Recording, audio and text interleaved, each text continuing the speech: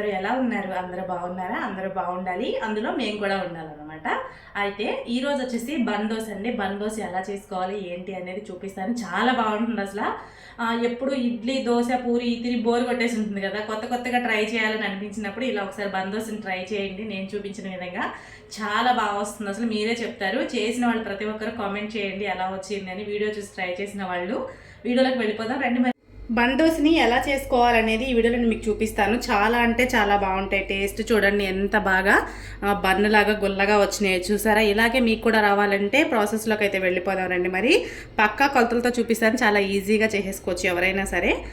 మీకు ఇలాగా స్పంజ్ లాగా భలే వస్తుందండి. తింటుంటే మళ్ళీ మళ్ళీ తినాలనిపిస్తుంది, అంత బాగుంటుందన్నమాట. మీరు కూడా ఒకసారి ఇలా ట్రై చేయండి. వీడియోలోకి అయితే వెళ్ళిపోదాం రండి. మరి బందోస్కి కావాల్సిన ఇంగ్రీడియంట్స్ని ఇక్కడ నేను మీకు చూపిస్తాను. ఇక్కడ మనకి ఫస్ట్గా కావాల్సింది సూజీ రవ్వ, అంటే తెల్ల రవ్వ, ఉప్మా రవ్వ అండి. ఇది 1 కప్ తీసుకున్నాను. ఈ కప్తోని 1 కప్పు ఉప్మా రవ్వనైతే తీసుకున్నాను. అయితే ఈ కప్తో 1/2 కప్ పెరుగునైతే వేసేసుకుందాం ఇందులో.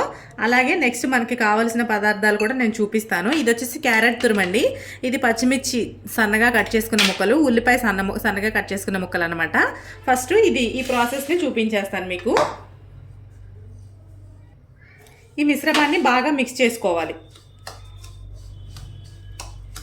ఇది ఒకసారి మిక్స్ చేసుకున్న తర్వాత మనం ఏ కప్తో అయితే రవ్వ తీసుకున్నామో అదే కప్తో 1 కప్పు వాటర్ వేసుకోవాలండి.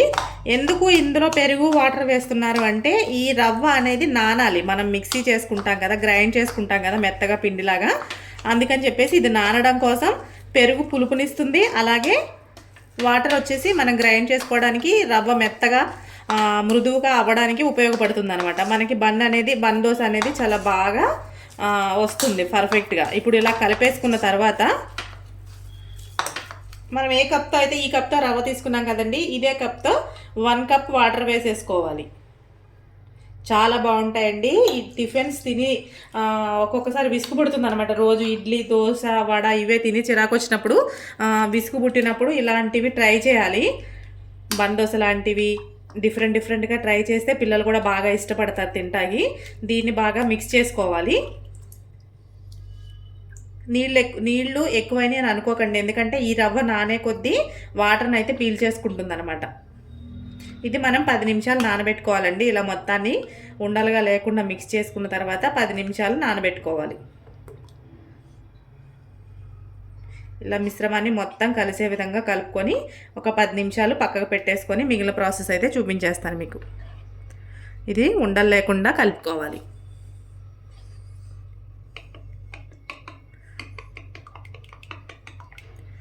ఇలా బాగా కలుపుకోవాలి.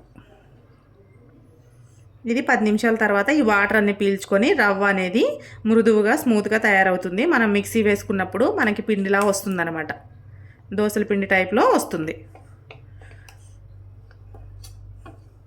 ఇది చాలా బాగుంటుందండి. చిన్న చిన్న దొట్ల కింద భలే ఉంటుంది అసలు. చూస్తేనే తినాలని అనిపిస్తుంది అనమాట, అంత బాగుంటుంది. ఇప్పుడు దీనిపైన మూత వేసుకొని ఒక 10 నిమిషాలు దీన్ని పక్కకు పెట్టేసుకుందాం.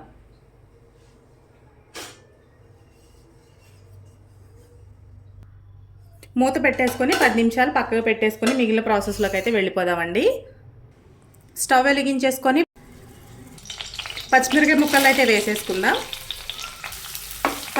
పచ్చిమిరకాయ ముక్కల్ని ఫ్రై చేసుకోవాలండి. పచ్చిమిర్చి ముక్కల్ని వేసుకొని ఫ్రై చేసుకోవాలి. అలాగే ఇక్కడ ఉల్లిపాయ ముక్కలు నేను ఎక్కువ తీసుకున్నాను. ఉల్లిపాయ ముక్కల వల్ల బందోస చాలా టేస్టీగా ఉంటుంది. పచ్చిమిర్చి కూడా ఎక్కువ తినొచ్చు, పిల్లలు ఉంటే మాత్రం కొంచెం తక్కువగా వేసుకోవాలి. ఎందుకంటే పిల్లలు తినలేరు కదండి మిర్చిని. మనమైతే తినగలుగుతాం కానీ పెద్దవాళ్ళు పిల్లలు తినలేరు కాబట్టి కొంచెం తక్కువగా వేసాను అనమాట. ఈ 2 మగ్గాలండి. ఈ మగ్గిన తర్వాత క్యారెట్ తురుము కూడా వేసేసుకుందాం. ఈ క్యారెట్ తురుము కూడా వేసేస్తున్నాను. 3 కలిపి మగ్గుతాయి అన్నమాట. మగ్గించుకోవడం వల్ల మనకి బందోస్ అనేది తొందరగా రెడీ అయిపోతుంది. అందుకని చెప్పేసి ఇలా ఒకసారి మగ్గించుకొని వేసుకుంటే టేస్ట్ అనేది బాగుంటుంది అనమాట. లోపల వరకు బాగా మగ్గుతుంది. ఉల్లిపాయ కూడా మగ్గటం వల్ల టేస్ట్ చాలా బాగుంటుంది బందోస. ఇలా ఒకసారి దీన్ని వేయించుకోవాలి. మనకి పచ్చి వాసన పోయేదాకా వేయించుకుంటే సరిపోతుందండి. ఉల్లిపాయ అలాగే క్యారెట్ పిల్లలు తింటారు కదా, క్యారెట్ బాగా వేగకపోతే డైజెషన్ ప్రాబ్లం అవుతుందన్నమాట. అందుకని చెప్పేసి ఇక ఇలా పచ్చివాసన పోయే రకంగా వేయించుకుంటే సరిపోతుంది. దీన్ని స్టవ్ ఆఫ్ చేసేసుకొని చల్లార పెట్టుకుందాం. 10 నిమిషాలు అయిన తర్వాత అది మిక్సీకి అయితే వేసుకుందాం. మనం ఇందాక నానబెట్టుకున్న పిండి అండి ఇది. మనం రవ్వతో నానబెట్టాం కదా, పెరుగు వాటర్ వేసి చూసారా, వాటర్ అంతా లాగేసుకొని స్మూత్గా రెడీ అయిపోయింది. దీన్ని మనం మెత్తగా గ్రైండ్ చేసుకోవాలి. వాటర్ ఎక్కువ వేయకూడదండి. వాటర్ ఎక్కువ వేస్తే మళ్ళీ దోశ అనేది వేరేలా కొంచెం గట్టిదనం వచ్చేస్తుంది అనమాట. అయితే ఇప్పుడు మనం మిక్సీ జార్లోకి తీసుకొని మిక్సీ చేసుకుందాం. ఈ జార్లోకి అయితే తీసేసుకుంటున్నాను. చాలా బాగుంటాయండి. పిల్లలకి ఈవినింగ్ స్నాక్స్ కింద కూడా ఒక్కటేసి ఇచ్చారంటే, నిజంగా ఒక బందోశ వేసి ఇచ్చారంటే వాళ్ళు మళ్ళీ మళ్ళీ అడుగుతారు. అంత బాగుంటాయి అనమాట. తినే కొద్దీ తినాలనిపిస్తుంది. ఎందుకంటే 2-3 కూడా తినేయచ్చు. తిన్నట్టు అనిపించవు అసలు. ఎంత తిన్నా మనకి బండ్లాగా పొంగుతుంది కాబట్టి చూడడానికే లావుగా కనిపిస్తుంది, కానీ చాలా బాగుంటాయి అనమాట. ఇప్పుడైతే దీన్ని మిక్స్ చేసేసుకుందాం. గ్రైండ్ చేసేసుకున్నాక చూపిస్తాను. దీన్ని గ్రైండ్ చేసేసుకుందాం. పిండిని ఇలా గ్రైండ్ చేసుకోవాలండి. ఇక్కడ చూపించిన విధంగా గ్రైండ్ చేసుకోవాలి. ఇది బౌల్లోకి తీసేసుకుందాం.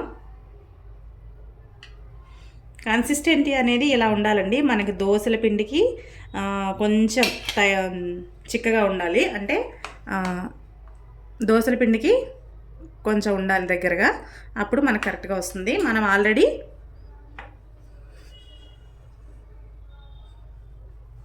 అయితే మనం ముందుగా వేయించి పెట్టుకున్న వీటిని కూడా ఇందులో వేసేసుకుందాం. ఇవి వేసేసరికి పిండి అనేది కొంచెం చిక్కపడుతుంది. అందుకే నేను మీకు దోశల పిండి దగ్గరగా ఉండాలి అని చెప్పాను. ఇవి వేసిన తర్వాత కొంచెం గట్టిగా అవుతుంది కదండి, అప్పుడు కరెక్ట్గా సరిపోతుంది మెజర్మెంట్ అనేది. ముందే పిండి మనం గట్టిగా పెట్టేసుకుంటే మళ్ళీ ఏమవుతుందంటే మనం ఇవి వేసరికి ఇంకా గట్టిగా అయిపోతుంది. మనకి బందోశ అనేది పొంగుతూ కరెక్ట్గా రాదు, కొంచెం గట్టిదనంగా వచ్చినట్టు అనిపిస్తుంది. చల్లారిపోయాక కూడా తినడానికి బాగుండాలి కదా, అందుకని చెప్పేసి ముందు నేను చెప్పిన విధంగా పెట్టుకోండి. ఇప్పుడు అంతా మిక్స్ చేసేసుకోవాలి ఇందులోని. ఇక్కడ మనకి ఇవన్నీ బాగా ఫ్రై అయినాయి కాబట్టి చాలా బాగుంటాయి అన్నమాట. ఇప్పుడు ఇందులోని సాల్ట్ని అయితే యాడ్ చేసుకోవాలి. ఈ పిండికి తగ్గట్టుగా సాల్ట్ని అయితే యాడ్ చేసేసుకోవాలి.